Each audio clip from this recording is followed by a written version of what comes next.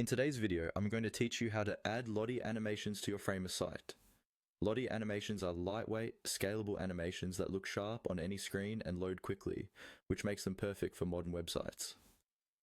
In this walkthrough, I'll guide you through how to bring a Lottie file into your Framer project and get it showing on your canvas, either by using a URL or by uploading a file directly. First, open Framer and select the project where you want to add the animation. This could be a brand new project or an existing site you're already working on. Make sure you're in the canvas view where you can see the page or frame that you plan to place the animation on. It can help to zoom in a little or switch to the specific page section where the animation should appear, like a hero section, a feature block, or a call to action area. Next, look over to the left-hand side or the main toolbar where your components and assets are listed and click on Media.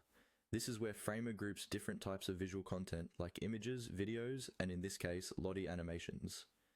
Opening the media section lets you easily find the Lottie option without digging through other panels. Once you have the media panel open, locate the Lottie option. Click on it, then drag and drop it onto your canvas. Place it roughly where you want the animation to appear. You can always adjust the exact position later. At this point, what you've added is essentially an empty Lottie container, so you won't see an animation yet. You can resize this container just like any other element in Framer to match the layout you're aiming for.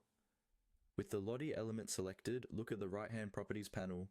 You'll see a field where you can add a URL. Paste in the direct link to your Lottie JSON file here.